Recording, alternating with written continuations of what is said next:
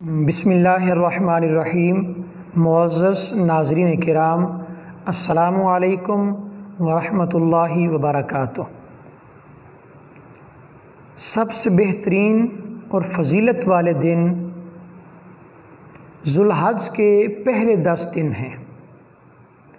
آئیے کوشش کیجئے ان ایام میں زیادہ سے زیادہ اعمال خیر اور دیگر نیکی کے کام کیجئے۔ عشرہ ذوالحج میں چند کرنے والے اہم کام آپ کی خدمت میں عرض کر رہا ہوں، اس حسن نیت کے ساتھ اللہ رب العزت ہم سب کو اعمال صالحہ کی توفیق عطا فرمائے۔ پہلی چیز، پہلا کام، نمازوں کی پابندی۔ کوشش کیجئے نماز باجماعت ادا کریں، غفلت نہ ہو، کوتاہی نہ ہو، نماز قضا نہ ہو، نماز ضائع نہ ہو جائے۔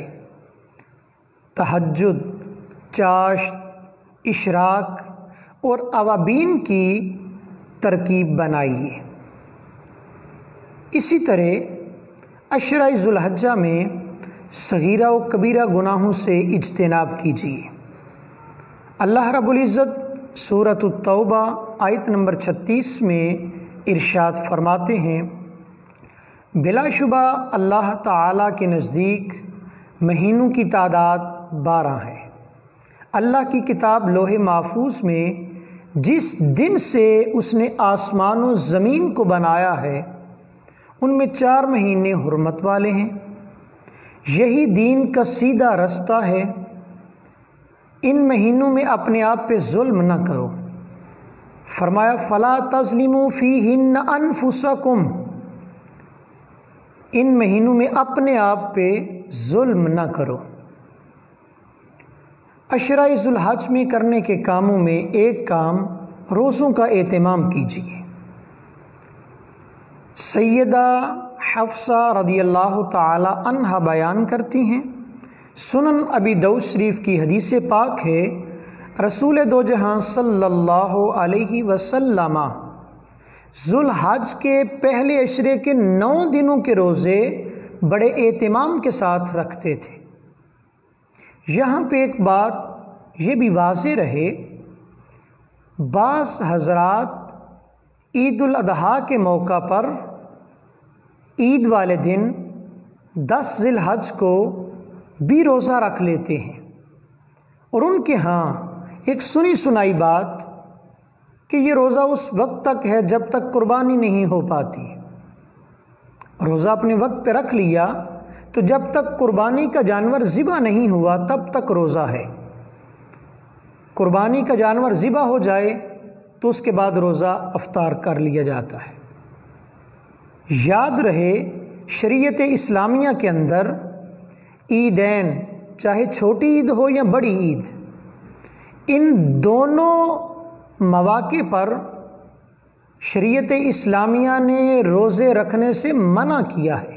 یہ خوشی کے دن ہیں، کھائیں پئیں، خوشی منائیں۔ تو 10 ذی الحج کے دن روزہ رکھنا یہ حرام ہے، شریعت اسلامیہ میں منع کیا گیا ہے۔ رسول دو جہاں صلی اللہ علیہ وسلم یوم عرفہ 9 ذی الحج کے روزے کا بڑا اہتمام کیا کرتے تھے۔ آئیے عشرہ ذوالحج میں 9 ذی الحج یوم عرفہ کے روزے کو اہتمام کے ساتھ خود بھی رکھیے، اپنے دوست احباب فیملی ممبرز کو بھی دعوت دیجیے۔ رسول دو جہاں صلی اللہ علیہ وسلم کا ارشاد گرامی سیدنا ابو قتادہ رضی اللہ تعالی عنہ بیان کرتے ہیں، نبی پاک صلی اللہ علیہ وسلم کے ارشاد گرامی کو صیام یوم عرفہ احتسب علی اللہ ان یکفر السنۃ التی قبلہ السنۃ التی بعدہ۔ رسول پاک صلی اللہ علیہ وسلم 9 ذی الحج یوم عرفہ روزہ رکھنے کی وجہ حضور کچھ اس طرح بیان کرتے ہیں کہ احتسب علی اللہ ان یکفر السنۃ التی قبلہ السنۃ التی بعدہ، میں 9 ذی الحج کو اس امید سے روزہ رکھتا ہوں کہ اللہ تعالیٰ اس روزہ رکھنے کی وجہ سے اس سے پچھلے سال کے اور آئندہ سال بھر کے گناہ معاف فرما دے گا۔ دراصل رسول پاک صلی اللہ علیہ وسلم کا یہ عمل مبارک، یہ ارشاد مبارک امتیوں کے لیے، کلمہ پڑھنے والوں کے لیے ایک تعلیم ہے۔ اللہ رب العزت ہمیں اس پہ عمل کی توفیق عطا فرمائے۔ اسی طرح اس عشرہ میں کرنے والے کاموں میں قضا روزوں کی ادائیگی، ان کا لوٹانا، یہ بھی معمول بنائیے۔ قضا شدہ روزوں کو لوٹانے کی ترکیب بنائیں۔ تلاوت قرآن مجید کی کثرت، فہم قرآن کا شوق، ترجمہ و تفسیر کا جذبہ یہ اپنے اندر پیدا کیجیے۔ قرآن حکیم کے پیغام نور کو، پیغام قرآن کو دوسرے لوگوں تک پہنچانے کا عہد کیجیے۔ اس مہینے کی ایک عظیم پہچان وہ قربانی، سنت ابراہیمی، سنت قربانی ہے۔ ارشاد خداوندی فصلی لربک وانحر، اپنے رب کی نماز پڑھیے، قربانی کیجیے۔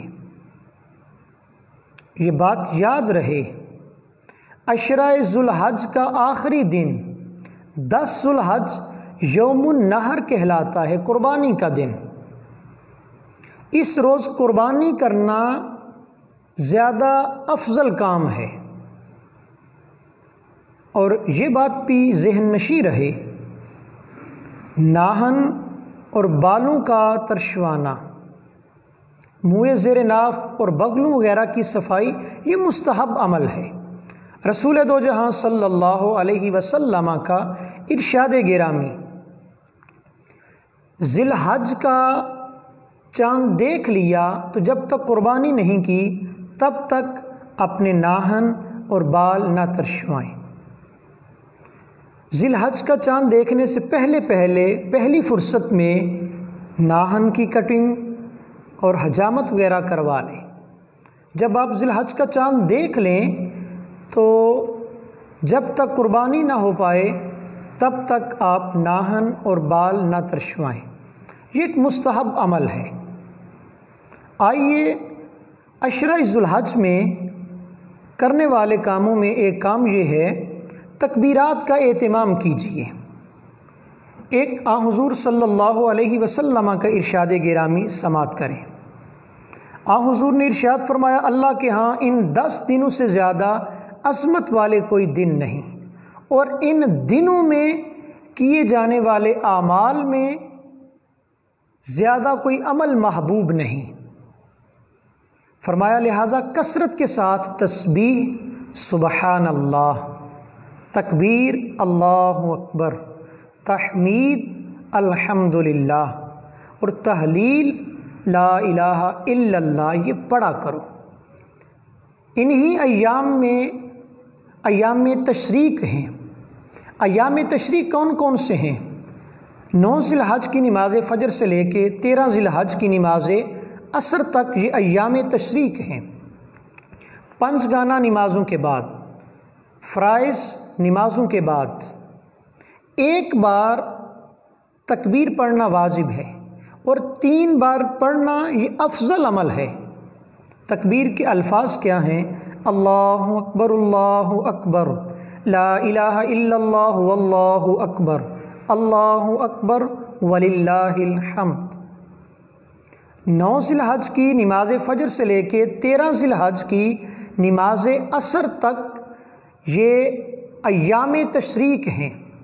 تکبیرات پڑھنا، 1 بار پڑھنا واجب اور 3 بار پڑھنا مستحسن عمل، افضل عمل ہے۔